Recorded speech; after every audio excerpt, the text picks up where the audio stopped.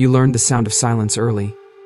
Not the peaceful kind, but the heavy silence that lives in a house where something feels wrong, yet no one names it. You remember watching the door, waiting for someone who didn't come, or listening carefully to footsteps, moods, tones, because safety depended on reading the room correctly. You didn't feel like a child. You felt like a caretaker, a mediator, a witness. And no one ever told you that this would follow you into adulthood. Here's the paradox. The strength that kept you alive is now the very thing keeping you emotionally alone. The vigilance that once protected you now exhausts you. The independence you're praised for quietly isolates you. And the maturity everyone admires was forged in a childhood where you were never allowed to need. You don't struggle because you're weak. You struggle because you were strong for too long, and no one ever came to relieve you. Children raised with an absent father and an emotionally unstable mother often develop a specific psychological architecture. At its core is parentification. This happens when a child is unconsciously assigned emotional or practical responsibilities that belong to the parent. You became the emotional stabilizer, the listener, the one who didn't cause problems because problems already filled the room. Your nervous system adapted accordingly. This leads to hypervigilance, a state where your body is always scanning for danger, mood shifts, or emotional instability. Even now, your system doesn't rest easily.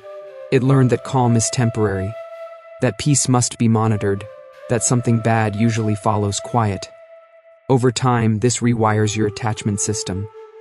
Many develop avoidant or disorganized attachment, not because they don't want connection, but because closeness once came with emotional chaos, unpredictability, or abandonment. So you learn to stay functional, not vulnerable. You also carry an emotional neglect schema, a deep, unspoken belief that your needs are excessive, inconvenient, or invisible. And neurologically, this pattern embeds itself into the default mode network, the part of the brain responsible for self-referential thinking. Which means even when nothing is wrong, your mind replays vigilance, responsibility, and self-monitoring. You weren't born this way. You were trained. There is a grief no one taught you how to name. Not the grief of something lost, but the grief of something never received. No consistent protection, no emotional containment, no safe place to collapse. Carl Jung once suggested that what remains unconscious does not disappear, it becomes fate, and your fate for a long time was self-erasure in the name of survival. You learn to trade authenticity for acceptance, needs for usefulness, feelings for function. You learn to endure, and the cost. You feel tired in ways sleep doesn't fix. You feel responsible for things that aren't yours. You struggle to relax without guilt. Your core fear is not failure, it's abandonment. Not dramatic abandonment, but subtle emotional withdrawal.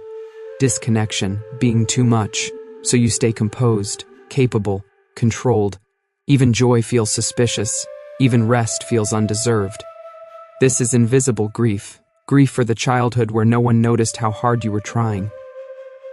This childhood doesn't disappear, it transforms. You might notice it in relationships. You become the emotionally self-sufficient one, attracting partners who need support but struggle to give it. You confuse intensity with intimacy, or distance with safety. In career, you overfunction. You carry responsibility silently. You burn out, not from lack of competence, but from never asking for help. In self-worth, you measure value through usefulness. Rest feels unearned. Stillness feels unsafe. Your boundaries are porous. You say yes when your body says no. You minimize your needs before anyone else can. Emotionally, regulation feels fragile. You oscillate between numbness and overwhelm. You intellectualize feelings instead of inhabiting them. And at the core of identity, there's confusion. Who are you? When you're not needed, when you're not fixing, when you're not managing someone else's emotions. These are not personality flaws. They are coping strategies that once saved you. Healing begins not with self-criticism, but with witnessing. Seeing these patterns without shame, without gaslighting yourself into it, wasn't that bad. It was bad enough to change you. And that matters. Healing doesn't mean rewriting the past. It means becoming the adult who finally notices the child inside you. Inner child reparenting begins with small acts, listening to your body, letting yourself rest without justification, responding to emotion instead of suppressing it. Shadow work invites you to reclaim the parts you disowned, the anger, the grief, the neediness, not to indulge them but to integrate them. Nervous system regulation teaches your body that the danger is over, through breath, through safety, through consistency. And slowly, you learn something radical. You don't have to earn care. You don't have to be strong all the time. You are allowed to choose softness over survival. Rainer Maria Rilke once wrote that the purpose of life is to be defeated by greater and greater things, not broken, but opened. The goal is not to be fixed. The goal is to become whole.